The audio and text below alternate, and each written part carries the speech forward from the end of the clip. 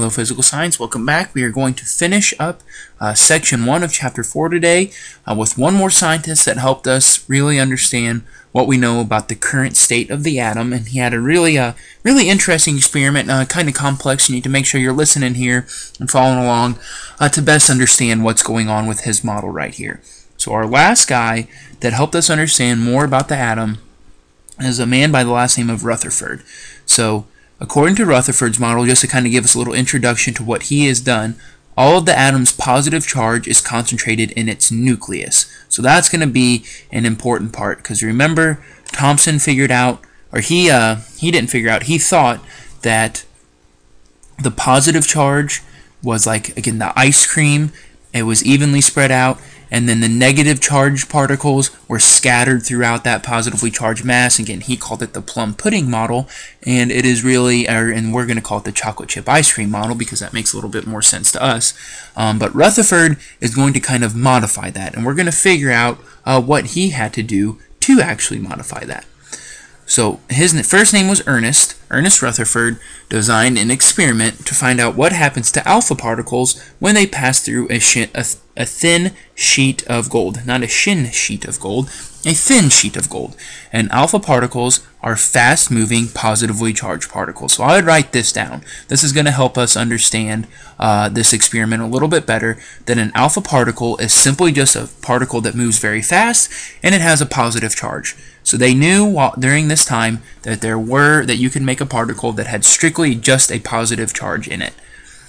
And so again, to recap Thomson's here, so based off Thomson's model, Rutherford hypothesized that the mass and charge at any location in the gold would be too small to change the path of an alpha particle. Because remember, okay, just to kind of tie this back in, Thomson said that these small particles, again, he said that the positive charge was basically, I would compare it to like a little sphere, and that the negative charges were just scattered throughout anywhere inside of there. So he was saying that the gold would be too small to change the path of the alpha particle. He's saying that because it's so all spread out, all the positive charge is evenly spread out, it's not going to affect these positively charged alpha particles at all. Because if I shoot these alpha particles into the thin sheet of gold, they're all just going to travel in a straight line, because again, that positive charge is too spread out. Again, there's negative charges scattered in there too, but the positive charge is really spread out. Again, the alpha particles, again, they're positively charged. If it was maybe a little more concentrated, maybe they would deflect, but I don't think that's what's going to happen. So he predicted that most particles would travel in a straight path from the source to a screen that lit up when struck. So this is going to look a little bit complicated here, but here's basically what his experiment looked like. So here is his source of alpha particles. So this over here in the bottom left is where all these positively charged particles are coming from, and so he shoots them out, and they travel through a slit just to kind of make sure they're concentrated, and they go into this thin gold foil right here. So it's a pretty simple experiment, and this blue right here is just a wall that when it is struck by an alpha particle, it lights up. And so what happens, or actually what he predicted right over here on the right, was that most of them would just pass pretty much straight through. Again, they're all positively charged, but based off of what Thomson said, he's like, well, that positive charge is really spread out, so they're not going to really affect one another that much. However, what happened was, as you can see here, there was a lot of different deflected particles. So we have a deflected particle here, deflected particle here, deflected particle here, and here, and here, and we did have some, however, that were undeflected. And that's what we see down in this picture right here. We can see that these particles were able to actually strike something. So if you look right here, this little red dot, again, he didn't know this at the time, but what he was seeing is there was basically a little red dot right here, just to make it a little more sense to us, and when it came into contact with that alpha particle, that positively charged particle, it was able to kind of be deflected. And we have deflections here, we have deflections there, we have deflections everywhere basically.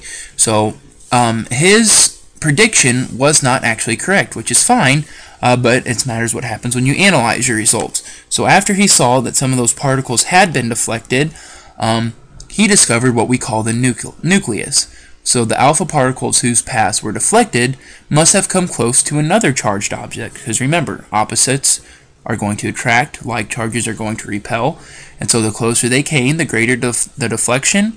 However, many alpha particles passed through the gold without being deflected. These particles did not pass close to a charged object.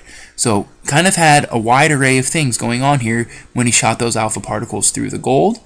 And so based off of those results that he got, he realized that Thomson's model did not explain all of the evidence from his experiment, so he proposed a new model. So in his model, the positive charge of an atom is not evenly spread throughout the atom. So the plum pudding model or the chocolate chip ice cream model is not correct. They're not evenly spread out. So the positive charge is concentrated in a very small central area. So all of the positive part of an atom is really condensed down into a small central area, and he coined this as the nucleus of an atom is the dense positively charged mass located in the center of the atom. And I know that this is confusing, so maybe if you're confused, go back, rewatch it, but we will explain this more in class.